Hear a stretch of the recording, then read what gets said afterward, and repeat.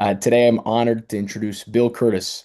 Bill was diagnosed with Parkinson's disease at the age of 45, but through lifestyle interventions, was able to significantly improve his symptoms and stop disease progression.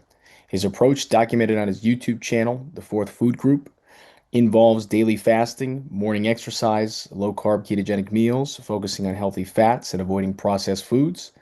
Bill is also a strong advocate for more research into dietary and lifestyle interventions and treatments for Parkinson's and encourages others to explore these methods as well. I'm really grateful for him to be here with us today. Bill, thank you very much for coming on for our viewers and listeners. How are you? Hi, I'm doing well, thanks, Eddie. Great. To start off, could you please share when was that? What date were you officially diagnosed with Parkinson's? Well, I wasn't diagnosed until around 2004. I put it off for quite some time, but I remember the first symptoms appeared in 2000, so it Yeah, makes it easier for me to keep track of how long I've had Parkinson's. If I say 2000, I can just yeah, say I've had it for 25 years. yeah, yeah. Yeah, 25 years, long time. What were those symptoms that came around 2000 that had you feeling like you were ready to seek medical help? Well, I have to look them up now, but after 3 or 4 years, my symptoms had progressed to the point that I was struggling to work. I had tremors in the right hand and in the right side of my body, fatigue. I did pill rolling. Yeah, Um,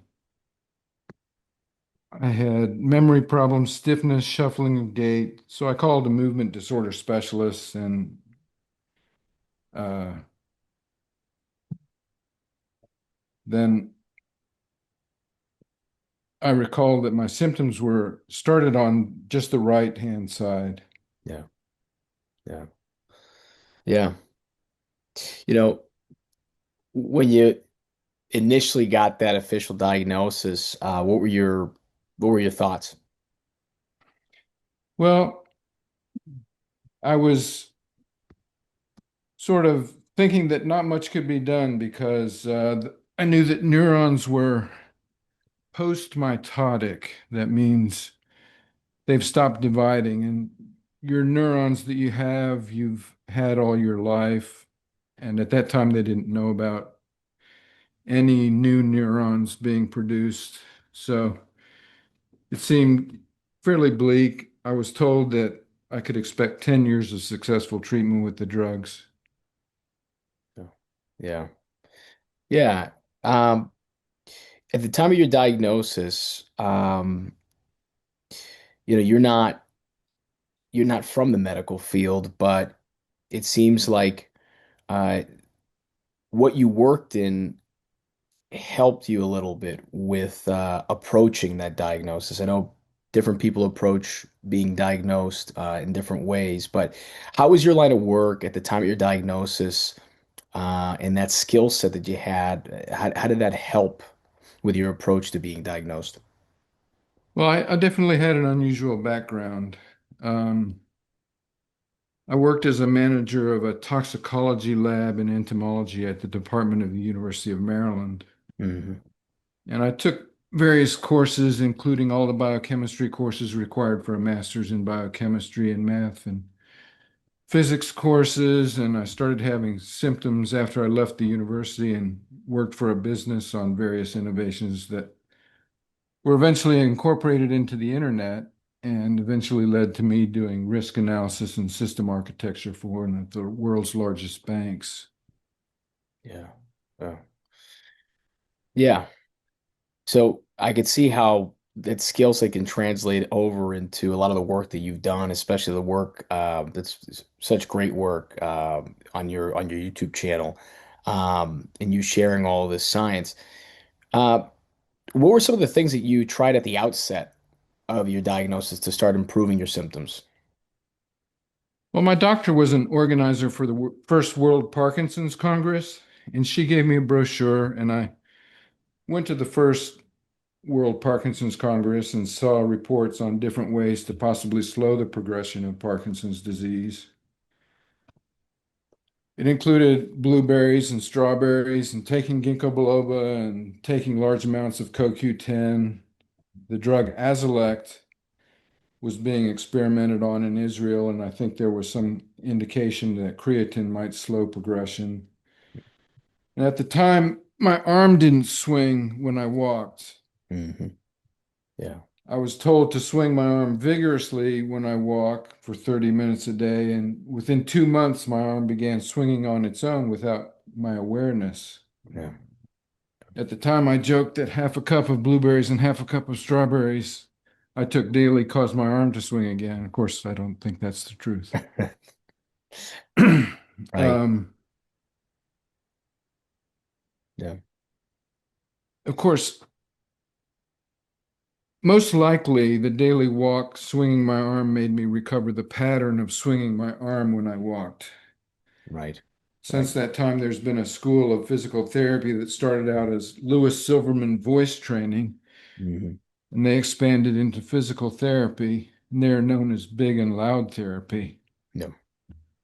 Yeah. So, by making exaggerated and big movements, you can retrain your central pattern generators, which are complex circuits in your spine, Yeah. to recover the ability to control motion, like lifting your feet and swinging your arms when you walk, Yeah. or organizing the 34 muscles that it takes to swallow. Yeah. Yeah. So I recommend that everyone diagnosed with Parkinson's disease go through Lewis Silverman voice training physical therapy, the big and loud movement. Yeah. So I Great. still take Azilect and ginkgo biloba, but I stopped eating blueberries and strawberries and CoQ10 Yeah. and creatine. Yeah. Few further studies showed no benefit from either CoQ10 or creatine, so I stopped taking them. Yeah. I think I spent $400 a month just on the CoQ10.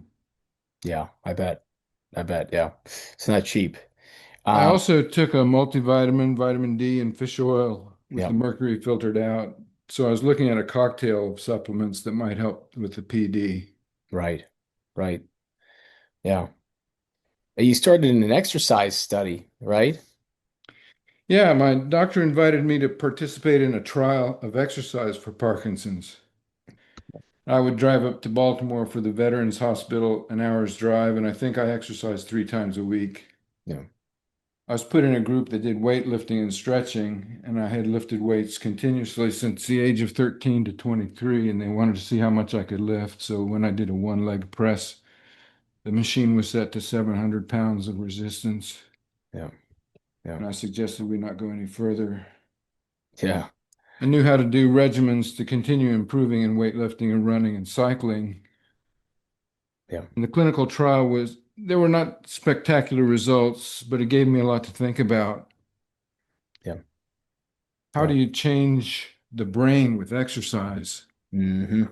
So I started reading and I got a textbook for sports medicine and read it cover to cover. And I read a book called Spark that was trying to figure out why the girls' cross country team that ran in the morning got better grades than the other girls. Hmm. The Spark book suggested that it was due to the production of a brain-derived neurotrophic factor. Yeah.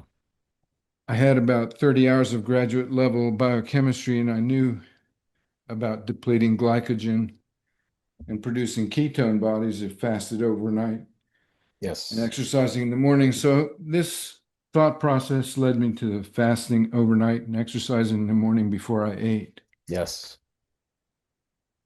Yeah. Yeah.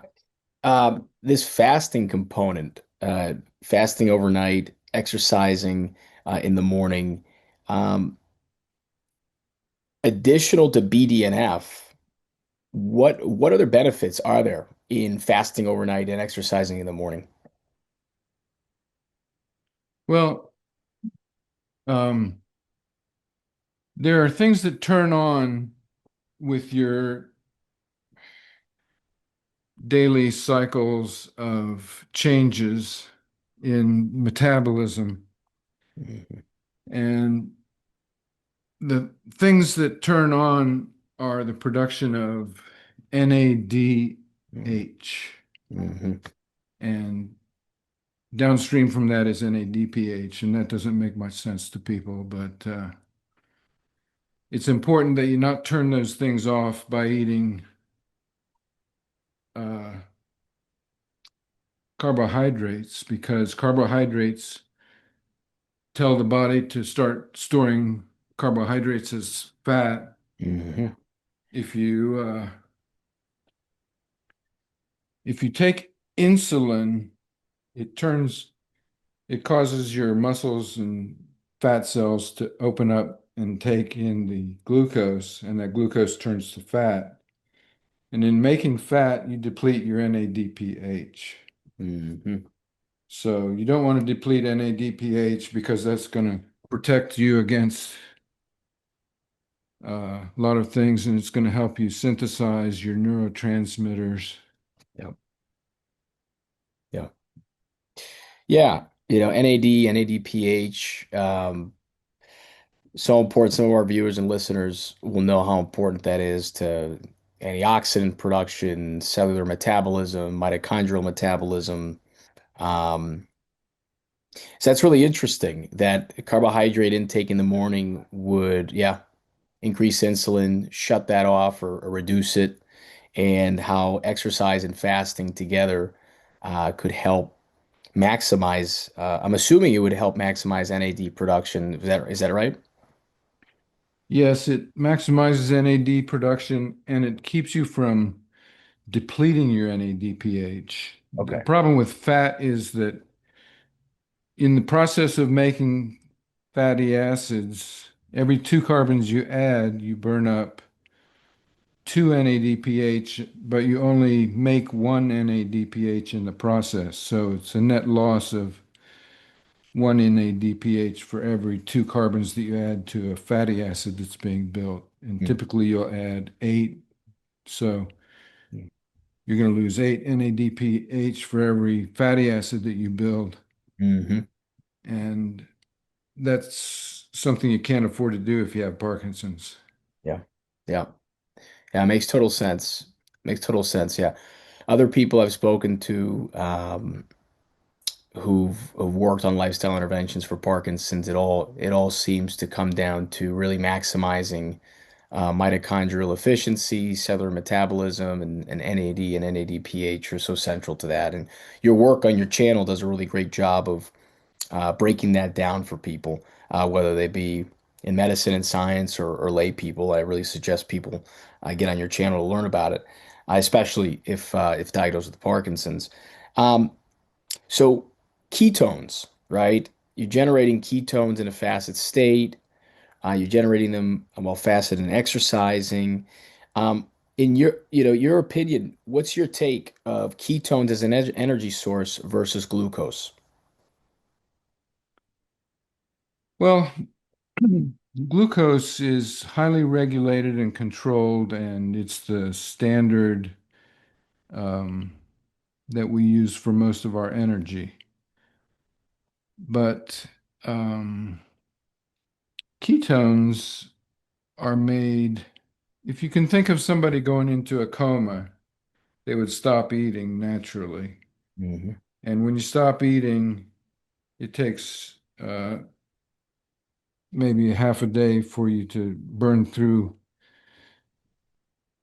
Glucose isn't stored in the body, so it just takes a few minutes to burn through all your glucose, but it is stored in a molecule called glycogen that allows it to be released very rapidly. It's sort of like a pom-pom with all these Hmm. uh, links, and it's easy to nibble off glucose molecules, and um, so we have that short availability of glucose.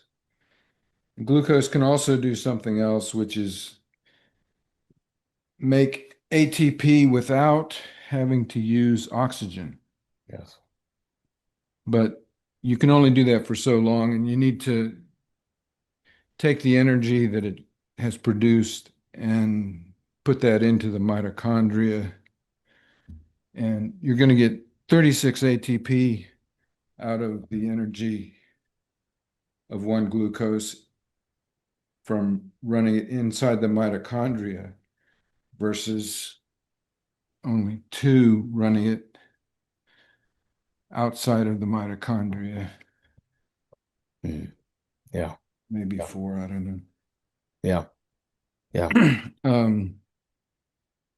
So your ketones are made from fat. And when you compare the storage of 180 grams of glycogen, which is the storage for glucose, to several kilograms of fat, and if you know that fat contains twice the energy of glucose on a molecule for molecule basis, Yeah. um, the you can run off of your fats for months. Yes. Yes. And the ketones are a four carbon snippet off these fatty acids that's water soluble and it doesn't have any barrier to absorption that is controlled by anything like insulin. Mm. So it goes straight through the transporters into the muscle in your heart and into the brain, and it powers them, gives them ATP. There's no way that it can be shut down by, when you compare it to glucose, glucose has a myriad of controls that control whether or not you burn glucose to make energy. Ketones are just straightforward. They run without any of these controls. Ketones also don't require an ATP to prime them, Mm. whereas fatty acids and glucose both require ATP to get started making more ATP. So there's no cost. It gets transported without any control. And it seems like it's more of a rescue molecule. Hmm. And it also causes a lot of good things to happen Yeah. that um, don't have too much to do with the energy aspects of it, Yeah. but they're a little bit complicated. Yeah. Yeah, no, it's amazing how much more research is being done in this field of ketone bodies and all sorts of neurological disease applications, Parkinson's disease, Alzheimer's disease, um, and a lot of people are getting great benefit from these sort of metabolic interventions, these metabolic therapies. And I know ketones have been very helpful for my dad. And, not Parkinson's, different diagnosis, early onset Alzheimer's, but um, definitely helping in motor function in that as well. So I've seen that. Um, you talk about going into a coma or fasting for long periods. I think of old studies like Theodore Van Italy, Dr. Richard Veech. How did you come to meet Dr. Veech? Well, um, right after I'd been in the exercise program, I did my own little experiment with exercise where I fasted overnight and took um, just went to exercise after fasting. Yeah, And just that one step caused me to overcome severe fatigue that I was suffering from. yeah, The week before I started this, I had been at my father-in-law's house and I was washing the windows on the car, and I felt like I couldn't continue after just washing the windows, which was pretty simple, not too much energy. And then I started doing this exercise after fasting in the morning. And the next weekend, I went up to his house and he had a tree that had been cut down. and I wound up digging roots up for 4 hours, Mm, which is extremely hard labor and would be very exhausting, but it shows how much fatigue I had overcome. mm, And Dr. Veech had published some information on exercise and ketones. And so I wrote him an email and I described what had happened, and he was interested. mm, And we corresponded for about 5 months, and he was talking about a compound that he was trying to synthesize.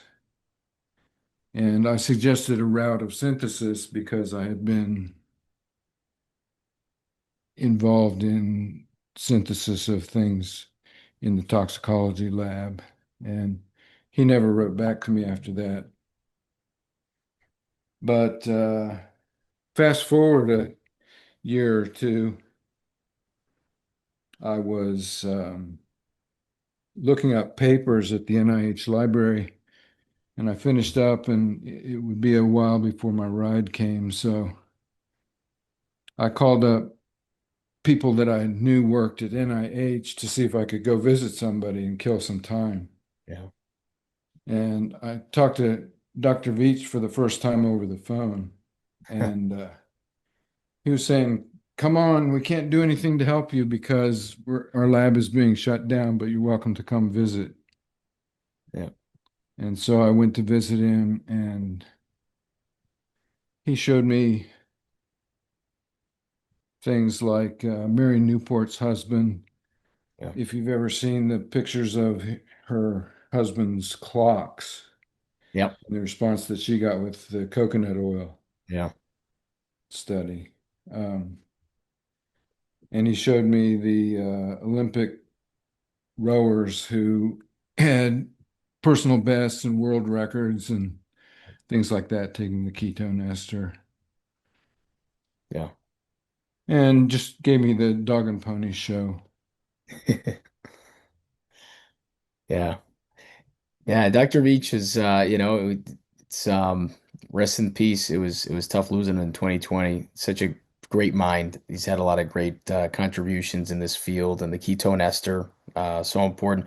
We had Dr. Mary Newport on in an interview some time ago, and her husband Steve got some great results. And this is really pioneer information still. I mean, this is it's been a couple of decades at this point that this information has been available. It's accessible, but it's not really widely distributed yet. Which is why it's so helpful when someone like yourself can come on, because more people need to know about the power of ketones. Um, so he was it did you come up with this, or did he suggest this drink, this coffee drink that you ended up concocting? Can you tell us about that coffee drink? Well, I had a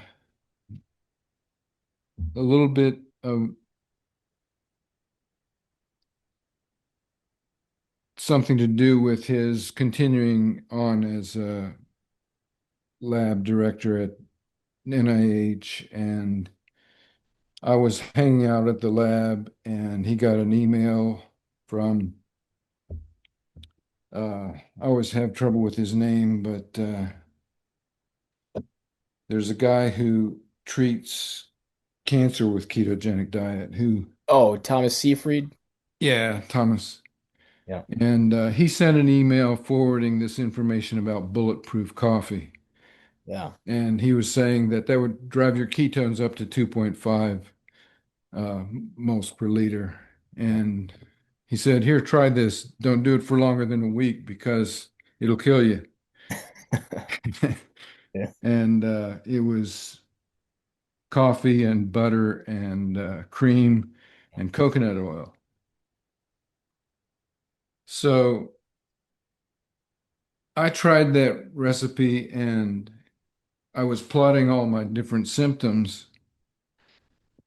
And I looked back, I would say in the past hour, what was the symptom like? And I did that for every hour of the day. And at the end of the day, when I look back, all of the symptoms had disappeared. My dystonia was gone, my tremor was gone, my problems with wearing off were gone. The only thing that remained were dyskinesia, Mm, and you see me moving around a little bit, and I'm in a rolling chair, and that mm, causes me to do some more, but that's called levodopa-induced dyskinesia. mm, And people who had Parkinson's before they took levodopa didn't get dyskinesia. mm. That's a side effect of the drugs we take. Yeah, So it changed everything except for the dyskinesia. yeah, And that was a rather amazing result. So what I do now is I take 12 ounces of coffee and I put in 1 tablespoon of grass-fed butter, 1 tablespoon of virgin coconut oil, mm, and a few drops of stevia and 2 tablespoons of grass-fed heavy cream. And I put it in a thermos and screw the lid on and shake it up. And I do that every morning, and that's what I have yeah, in the morning. I don't eat anything else. yeah, And I've had amazing results, but it doesn't happen that way for everybody. yeah, yeah. Yeah. Bulletproof coffee. Um, Dave Asprey. Yeah, it's quite a drink, and yeah, it might kill you if you have a high carbohydrate, meal afterwards every day, right? But if we're staying in a high fat sort of ketogenic, I think it's been years now. I think it's been proven to be pretty safe. So that's awesome. Um, can you tell us a little bit about more about the ketone ester that Dr. Veech was developing? Because now ketone esters are kind of ubiquitous. There's you see them in athletics. You see them more and more people just taking them, not just for medical applications, but for cognitive benefits, having more energy in the day. Um, yeah, what was your experience with the ketone ester? Well, Dr. Veech's initial thought was that if you just make a sodium salt of beta hydroxybutyrate, and you take the amount that equals the amount of glycogen that you would burn in a day, you would need to have 150 grams a day of ketones. Um, and the sodium that combines with that is a huge amount of sodium, way beyond what you would normally be able to take. Now, they've been able to overcome that with having free acids and not worrying about balancing the positive ions with the negative ions on the beta hydroxybutyrate. But he knew about a compound that turned into uh, ketones when it was metabolized by the body that you could attach to a beta hydroxybutyrate in an ester bond. Mhm. And that's where you get the ketone esters from. And so he made this ketone ester and worked with Dr. Clark at Oxford to get that approved as a supplement, not as a drug.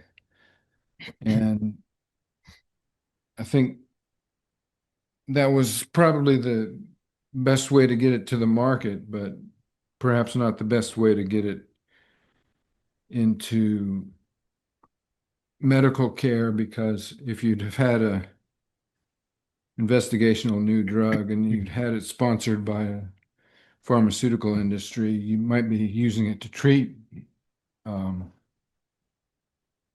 many of the maladies that it could help with. And it has some unusual properties. It can raise your ketone levels to any level that you want it to. Yeah. Can do harm if you use too much of it. Um, I had a friend who was an instructor at one of the graduate schools of the military, and he was told to get his doctorate because he was operating as a department chair. He was in IT and had a master's from Johns Hopkins. And in IT, a master's is a terminal degree, but if you get a doctorate in IT, then you're sort of like out of the field. You're only going to be good in academia. Mm. So he got his law degree as his terminal degree, Mm. and he was taking the LASTs, the test that you take for getting into law school. And without the ketone ester, he was 1 unit beyond the average. And with the ketone ester, he was in the 90th percentile. Yeah. So that reflects on sort of having an older brain and being able to turn it on. So it was stuff that he knew but couldn't rapidly produce for the rigorous nature of the test. Yeah. And um, I sort of experienced similar things myself with the ability to help your brain process things. Yeah. Yeah. Absolutely. Yeah, ketone esters are powerful. It just shows the power of ketones. They've definitely been really helpful for my dad. And I mean, even just me using ketone esters, even in a non-athletic context, you're right. It feels like your brain turns on. It's like, it's all there, but it feels like when you take the ketone ester within minutes, you can access what's there easier, Mhm. faster, and like you said, produce it to use it and apply it. So it's just a testament to how powerful ketones are to bypass some of the issues with glucose and insulin and Dr. Stephen Cunane and Dr. Matthew Phillips have done really good research studies showing how no matter no matter what, whether you have diagnoses, comorbidities, or you don't, it seems like as we age, we become just a little bit more insulin resistant in the brain with every year of age.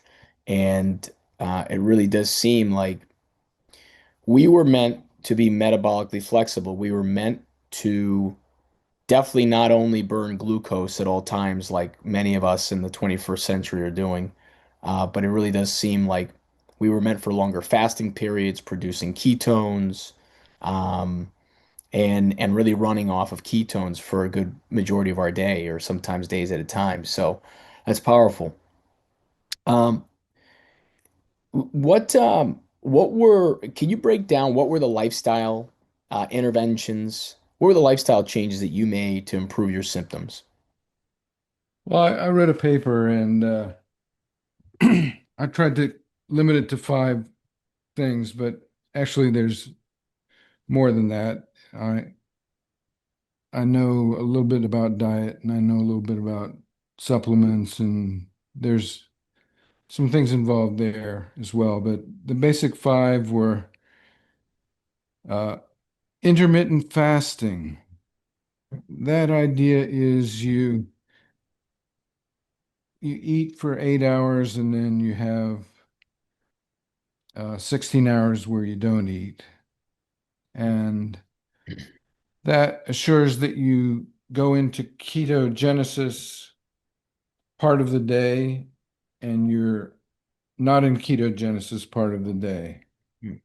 And um, Dr. Madsen just wrote a paper about how good it is to have both ketogenesis and burning glucose. Intermittent fasting is one. Fasted exercise in the morning. Um, take the ketone ester and avoid carbohydrates. Mm. Pretty simple. Yeah. Yeah. Great. Uh, Yeah. so Yeah. Great. Um, so as you make these changes, fasting, exercise in the morning, you drink a ketone ester, you avoid carbohydrates. Um, it seems like you got immediate positive benefits. Did you feel like a stacking benefit after doing this after several days or weeks or months? Was it something that the improvements kept building? Did it stay steady? they definitely continuously improved. I became more resilient. Um, when I first started, if I would have a day that was stressful, the next day or two, I could expect serious problems with my symptoms. But now I don't have that so much. So I became more resilient.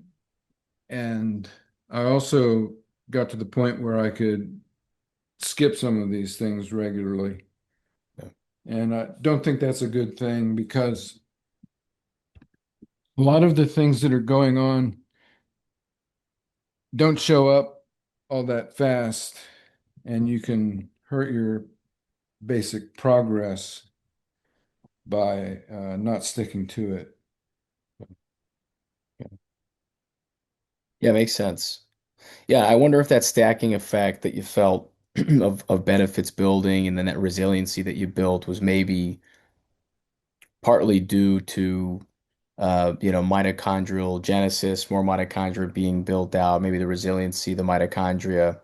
Um, Seen some really great work showing how ketogenic therapies can just increase the energy capacity of cells, mostly through um, building out more mitochondria than we would have built out if we were just burning carbs. So it's interesting. Well, Talk- that leads to the question of what's going on with mitochondria. yes, exactly. That's what I was going to ask you. So, what role does mitochondria play in Parkinson's? Um, a lot of people will say that that Parkinson's is a disease of protein aggregation. And before you have protein aggregation, you lose energy in the neurons. Yeah. Um, Mitochondria are little organelles that are contained inside of the nerve cells. And typically, you see a picture in a book that shows one or two mitochondria in a neuron. Yeah. Well, this is a very false picture that you're getting. A neuron, a dopaminergic neuron, has branched axons. And the branches, if you stuck them end to end, could be 4.1 meters in total length. The uh, the dopaminergic neurons travel throughout the brain and they're very branched. And you can have 2 million mitochondria within a single dopaminergic neuron. Wow. Mitochondria have a 2 to 4 week half-life, and they need to be replaced at a huge rate. If you have 2 million, you're looking at several thousand per hour being selected for mitophagy, this process that they get eaten and dissolved into the amino acids and nucleotides basic building blocks that can be reused. Yep. So you have millions of mitochondria in a single cell, and they live for 2 to 4 weeks, but those cells that they're in live as long as you do. Hmm. So there has to be a solution that identifies which mitochondria you're going to get rid of and which mitochondria you're going to allow to stick around. Yep. And this was something that I focused on. And when I was at another World Parkinson's Congress in Portland, Oregon, I went to a poster session with Colby Samstang, and he was showing me an experiment where they were trying to see if the mitochondrial DNA had something to do with selecting mitochondria for this mito mitophagy. And I suggested that perhaps the selection is based on something called superoxide. Hmm. And I spent the next 6 years or so trying to figure out how superoxide could lead to the selection for mitophagy. Yeah. And there's some published in the paper we published along with the 5 lifestyle changes. But I have another paper that's being reviewed now, so I can't talk about it too much, but Sure. something that has been on my mind quite a bit. Yeah. Yeah. And there's some good information on this you break down in your YouTube channel. You published that paper, the 2022 paper, mitochondrial quality control. Um, so superoxide, it's free radical, is that right? Yes, something that most biologists don't realize is that oxygen that we breathe is a free radical, and that comes as quite a surprise to most people. But it's not just a free radical, it has two free radicals. What is a free radical? We talk about electrons being in molecular orbitals and having several properties. And that could be what shell they're in, or whether they're bonding or anti-bonding, different things like that that might not make any sense to anyone who isn't into the quantum mechanics of it. But one thing that they talk about is spin. Yeah. And electrons that are all by themselves have spin. And when you try to add a second electron to the orbital, it always takes the um, opposite spin. So you have spin up and spin down. But with oxygen,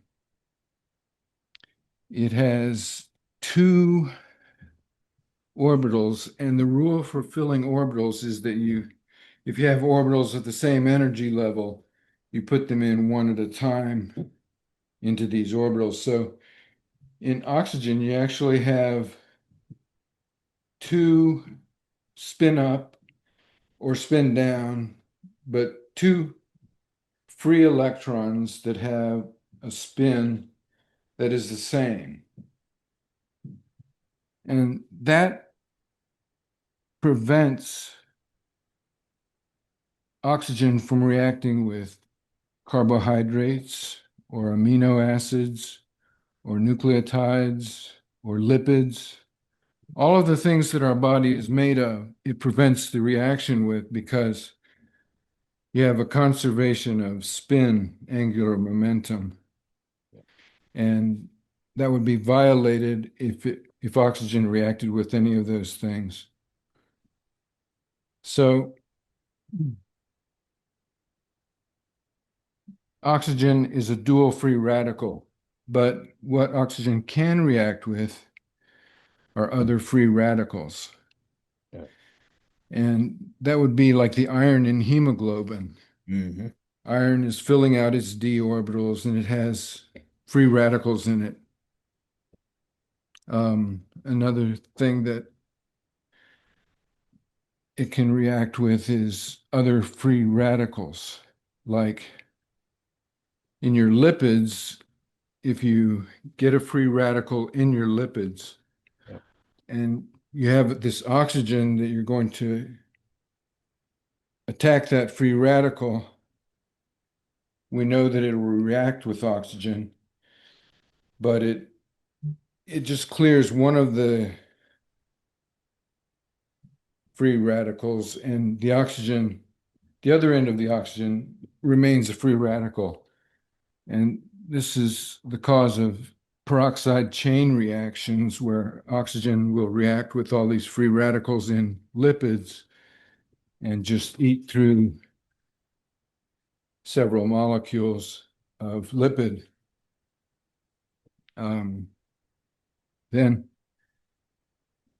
when oxygen reacts with um,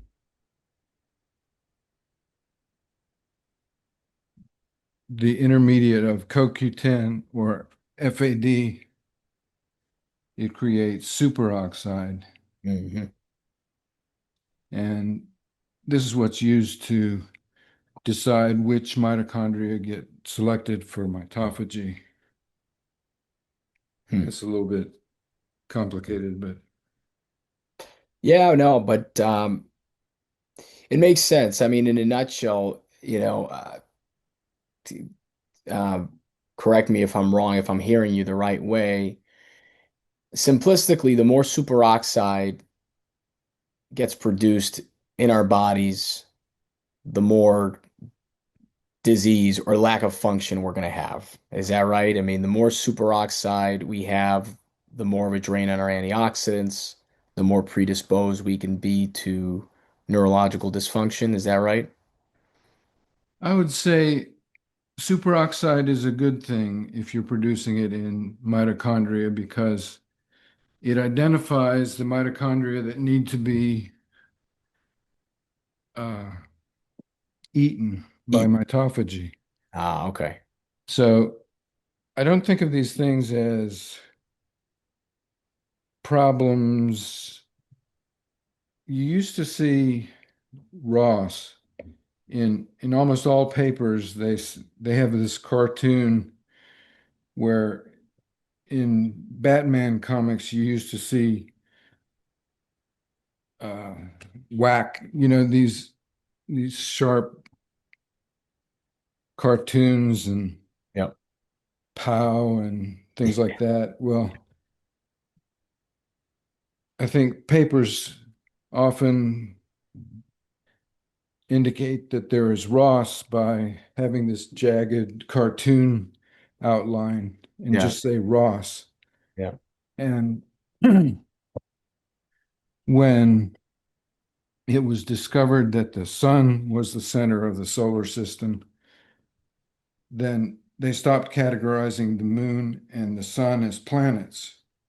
Hmm. And I think that it's important that we stop categorizing these different components of messengers that control mitophagy as Ross.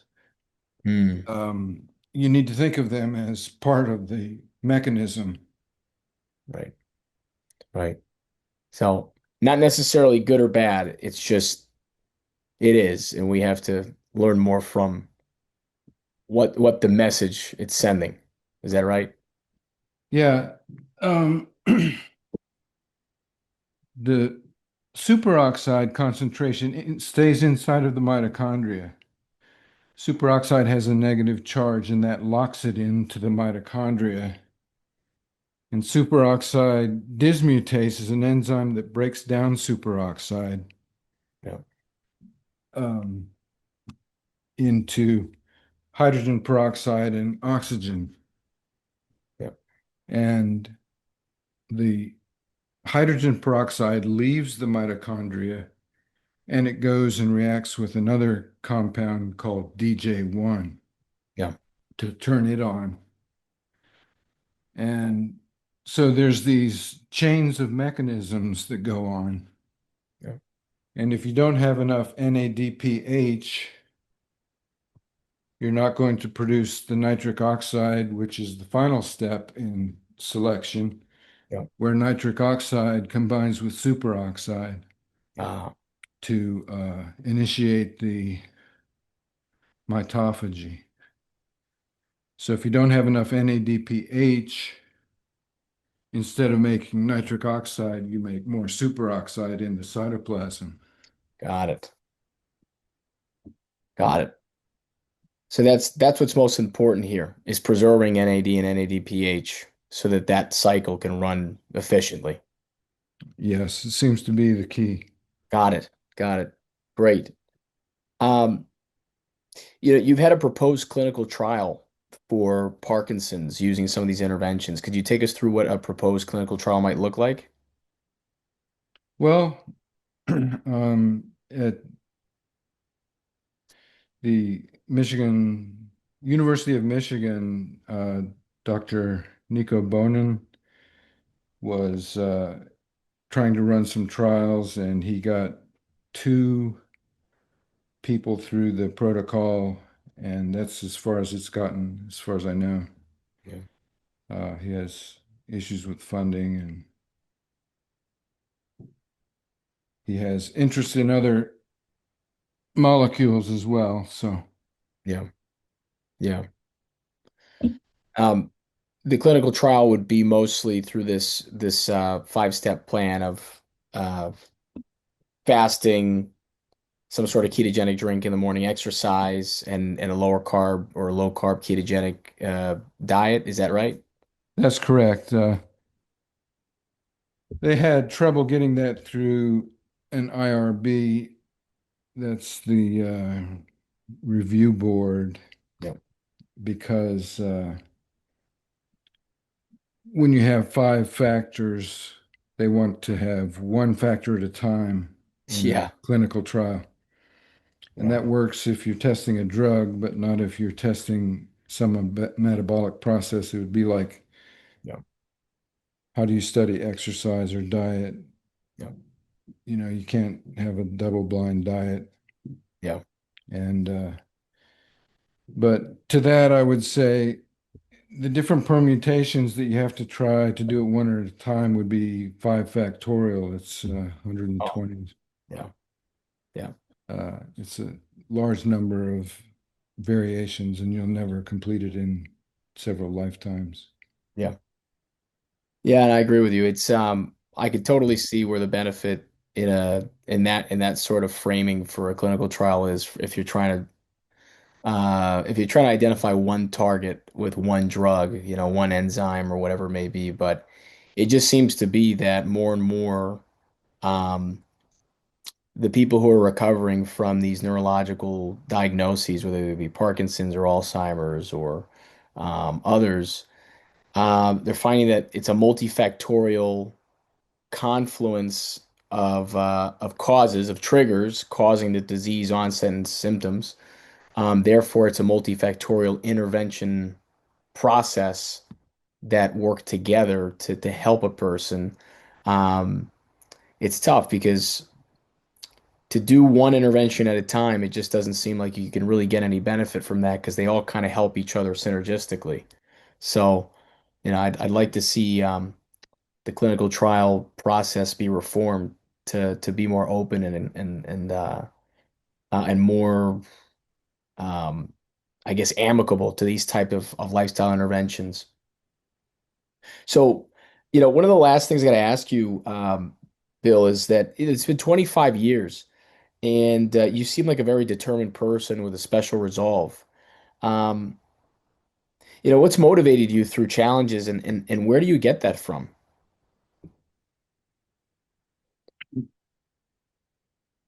Well, you prepared me for this, but I haven't really got a good answer. Um, I think back on some of the things that I did when I was 18, taking a course in graduate level quantum mechanics and reading guidance medical physiology when I wasn't even taking the class, and um, some odd things that I did that particularly prepared me to look into these issues. Um, I can't explain. Hmm. Yeah. Well, you may not be able to explain it, but you bring it every day. And what's amazing is that not only have you achieved some outstanding results that have definitely uh, flown in the face of whatever prognosis you've been given over the years. But what's great is that you're sharing this with the public. You didn't have to do that. Your YouTube channel is great. Your papers that you know, writing and co-writing these papers with other scientists and researchers in the field, extremely helpful in moving forward research and therapeutic applications for Parkinson's. It really is. Commendable. So Mhm. thank you for doing that. And yeah, one of the last questions, if there's one thing you'd recommend to a person out there who's struggling, who's already gotten a Parkinson's diagnosis, what would be that thing that you would recommend? Well, go see a specialist and be prepared to ask questions that are related to the symptoms that you're experiencing because the doctors don't know what you're going through. They've never had Parkinson's. They don't know the things that you know. And I always find it amazing when you're in a Parkinson's support group when somebody mentions something and then all of a sudden the rest of the group says, "Yeah, exactly. And it's something that doctors couldn't tell you, Yeah, but people with Parkinson's have this shared experience. So go see a doctor who is a specialist in Parkinson's and bring them your questions. They don't know what you're experiencing, so you have to tell them. They can't magically figure it out. yeah, Um, and hopefully you'll find a good doctor. You won't find among the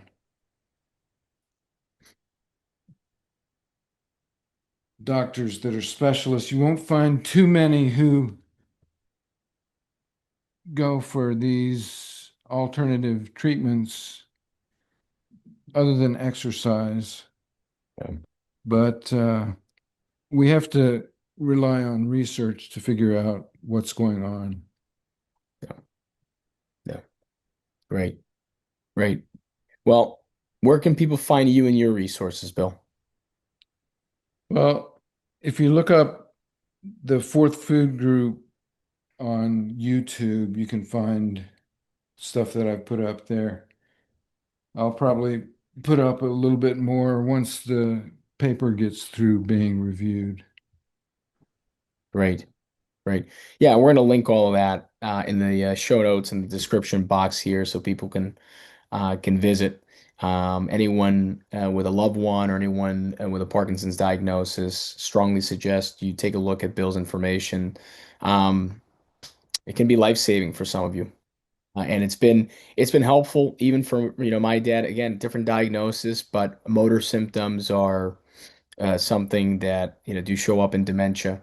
And there are some similarities as to um, everything that Bill's spoken about here, the mitochondrial energy, metabolic energy, and how ketones and ketosis can really help ameliorate some of those symptoms and even help uh, reverse a lot of those symptoms and improve them. So, Bill, thanks a lot for the time. I know you're busy. Can't wait for that new paper to be published.